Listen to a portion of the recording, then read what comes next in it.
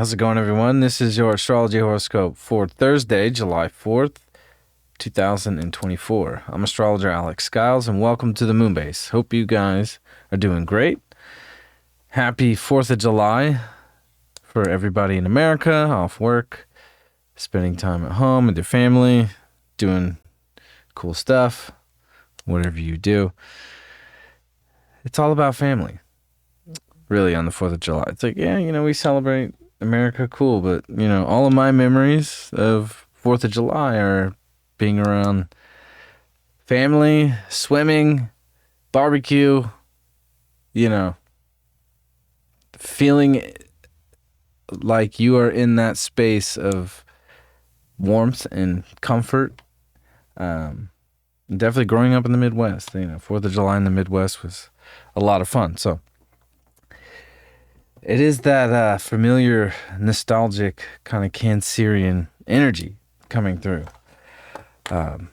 which I feel like, the holidays are normally like that, but especially in Cancer season, I definitely think there's a lot of nostalgia associated with Cancer, and definitely too with Neptune now retrograde. It's like we are looking more towards the past. We are feeling sentimental a lot more with Neptune now retrograde with Saturn. And this moon in Gemini today is going to square Neptune. So, whatever you're doing on 4th of July, be extra cautious, be extra careful with this moon squaring Neptune. Definitely this kind of accident-prone energy, especially with Neptune and Saturn retrograding in Pisces. With Mars and Taurus getting closer to Uranus, this is definitely like with, people not being precise or looking clearly or looking at things thoroughly, and doing things without thinking, it's like you want to be extra careful, extra cautious, and there can be some emotions that come up too. And I think with this nostalgic kind of energy now, with this retrograde period of these two planets in Pisces, and there could be a sense of overwhelm too, and definitely with the holidays, being around family, if you're spending time with family, there can be this, kind of lingering energy, when you integrate together again with the holidays. The past comes up, childhood stuff. I mean, all of it, how it is with the holidays. So with this moon square Neptune, it's like those kinds of things are a little accentuated. So, I mean, not letting that dictate the vibe of the external world, because this is more internal, more in that subconscious emotional space, where on the surface it is more, Cancer doesn't express itself on the surface. And it's a balsamic moon here, too. So it's right before this new moon in Cancer. This moon is pretty much totally dark. And, the sun just came off its square to the nodes. And, I think, too, once this moon comes into Cancer, there could be a lot of emotions that start to pour out. And with this Mercury is already 3 degrees. So,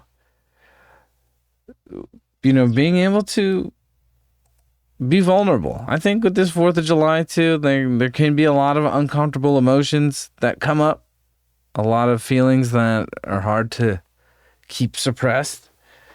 Venus is on its way to square Chiron too, so definitely with family issues and your identity and, within your family, like there's a lot of things that are starting to brew up. And after this new moon, that new moon's going to square Chiron. So I definitely think this 4th of July, it's going to be a good time. I mean, I'm so glad Mercury's in Leo now.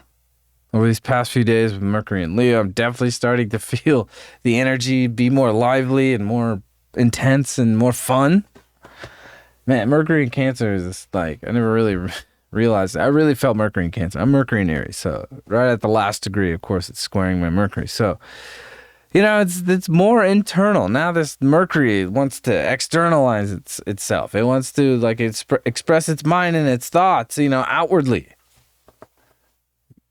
and in a fun way. And I think too, with the emotions that could bubble up internally on days like this, it is a good reminder to think that, or to remember that, no matter what kind of feelings that are inside of us that can pop up during, times like these, with Venus getting ready to square Chiron and the moon square Neptune today, like on that balsamic moon, it's like things get confusing or discombobulated or uncomfortable, or, the emotions feel a little unstable. It's just remembering, like, it's like we got to have fun. And that's always the kind of interesting thing about Cancer too, with Cancer energy. Once it kind of doesn't see the joke, or it doesn't read the room, and it can feel offended, it can shut down. We can shut down and kind of go into that shell, and that Mercury and Leo's like, come on, let's lighten up. It was just a joke, that kind of vibe. Like, and holidays bring those kinds of feelings up, where it's hard to break out of that sometimes. And I think looking towards, what really matters in the present moment is really important. Jupiter and Gemini keeping us present. This Mercury in Cancer, like making sure that, we feel secure. Or this moon in Cancer, this balsamic moon, like making sure that, it's like, do I feel comfortable where I'm at? Like, am I happy with this current state? We may not be able to see it clearly, of why we feel this way, or emotions are popping up where it's like, man, like, I haven't felt this in a long time, and this hasn't come up for me in a long time, or I've never felt this way at all. With Mars getting ready to conjunct Uranus, like, this is foreign feelings. This is a foreign entity coming through that can really push us onto a new course and kind of help us alter direction, and in a good way, in a positive way. Because this moon, or this Mars, getting ready for its conjunction to Mercury. I mean, this is covering all the areas where the Jupiter-Uranus happened, where the Venus-Jupiter happened. Like, all the wonderful aspects we had in May and in Taurus season. Like, this Mars is putting that shit into action.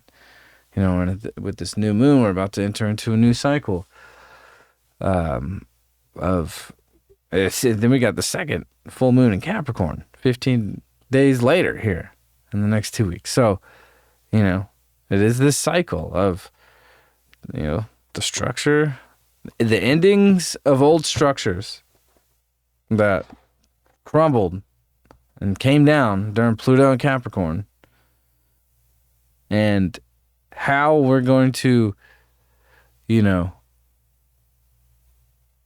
build from where we're at, or rebuild, or put those last final bricks into place here with this new moon in Cancer, which we're heading towards that 29-degree Capricorn moon, and Pluto coming in back into 29 degrees of Capricorn. So it is this, like, okay, these old structures that have collapsed, how are we moving forward? Or what have we been building through Pluto and Capricorn, where, we've gone through these cycles of building and destroying and rebuilding, and, and every time we get to that phase where things kind of collapse, it is truly, like, if you look at the that cycle, and you look at the Pluto cycle and how it's affected your life, it's not necessarily where, something destroys and has to be rebuilt, and you're starting from scratch. It's like every time, especially with Pluto and Capricorn, it's like every time you climb, you're in a certain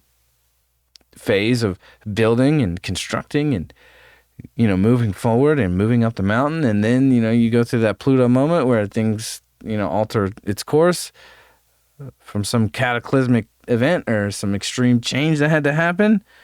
And then things rearrange themselves, and you get to a certain place, and then you keep building, and you move to the next step, and you go through that process again where things fall away. But it's never like you get to zero. It's like you climb,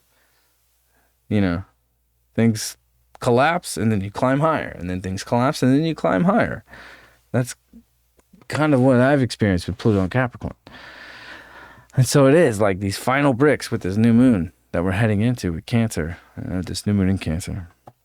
where it is. It's like, what are these final moments where we have to really lock things into place of this structure, what we've really been putting into our physical world and what kind of physical world we've been trying to create here during this Pluto cycle. So this new moon is like, it's like the beginning of the end. That's what it feels like. The beginning of the end of Pluto and Capricorn. So, and it's smack dab in the middle of these two Capricorn full moons, covering that whole area that Pluto has crossed since 2008. This is a very interesting moon cycle with this dual Capricorn full moon. And this Mars Uranus too. I mean, we're feeling it. I mean, I'm having a good time with Mars Uranus, honestly. Especially in work related stuff where it's just been like, my whole role here is in my workspace has been to really shake things up and, like working with different artists each day. It's like really breaking through some massive walls where you get really comfortable. It's really wild to see like what I've been doing in the work sector, going through this Mars Uranus transit. I can really feel this Mars Uranus more than ever. Where any place where you feel uncomfortable and you're not quite sure if it's the right thing to do, but you there's something that's telling you to, that's when Mars and Uranus can really help you break through some old difficult patterns or mindsets or ways of thinking. It's been really exciting. I've been having a great time with Mars Uranus. And, my Venus is 20 degrees, so Mars is 2 degrees away from my Venus. So it's been a good time. And I know for Taurus, it's, Uranus is not the most comfortable position, and neither is Mars. Mars wants to move fast, and Uranus wants to shake shit up and never be the same and try new things and experiment. And Taurus, wants to not move and just be fine with what it already is used to. So this is really interesting energy with these new moons and these full moons and this Mars Uranus, because definitely coming out of that conjunction that we're going to have on the 15th and the 16th, things may not look the same the way like in what they do now. Things are going to look way different, I really feel like, after this Mars Uranus in our life and in the collective. This is a whole different energy coming through. And yeah, by this evening, this moon's going to be in Cancer. And then we're going to be in full moon territory for tomorrow. So, what an interesting day in this balsamic moon phase right before the new moon. So, it's really mind-blowing to see how this Pluto Capricorn kind of gets to go out with a bang, with a real, like, intentional closing. That's what the Capricorn Cancer moon cycle is really feeling like. It's just like this closing out period of Pluto and Capricorn. As Pluto inches its way towards 29 degrees of Capricorn. So that's kind of, it's what this new moon kind of feels like. It's like the beginning of the end of Pluto and Capricorn. The last pieces to the puzzle, the last strategic move, and then on the collective level with what kind of shit's going on, this is like the kind of like the great panic move of like, this is our last opportunity to really gain control. Capricorn wants to control, Pluto wants to control as well. So this is the final move. And definitely today with the Page of Cups here, it's this card's been coming up a lot. It's like still being in that youthful space to allow the creative energy to flow, even when the emotions come up or when you feel uncomfortable in a certain space, especially with this new moon. And this moon right before the moon comes into Cancer, it's going to square Neptune, and if you're celebrating the 4th of July, allowing things to flow and not like being resistant of the feelings and the emotions that come up, or being resistant, like, being invited to something. I'm just imagining these things, especially like with holidays and family stuff and in Cancer season. It's like you get invited to something and it's like you find some excuse to not have to show up, and you don't feel good about it. It's like, oh, fuck, and it's like not being resistant, letting that energy flow and guide you towards, a better, happier, safer space. Like, instead of being stuck because you don't want to feel a certain way or some certain situation brings up a certain emotion from the past, avoiding it isn't necessarily going to help us face it. Actually moving with it and moving through it with this new moon that we're moving into is going to allow us to understand it. And I think Venus squaring Chiron too is bringing up that a lot of that kind of vibe, a lot of that energy, where it's a lot of discomfort towards emotional things and very sensitive things, So yeah, happy 4th of July if you're here in America. Everywhere else, hope you guys have a wonderful day too, and keeping you in our prayers. So yeah, have a wonderful day off. Enjoy the fireworks, the food, the barbecue. I'm trying to cook some good ass food today.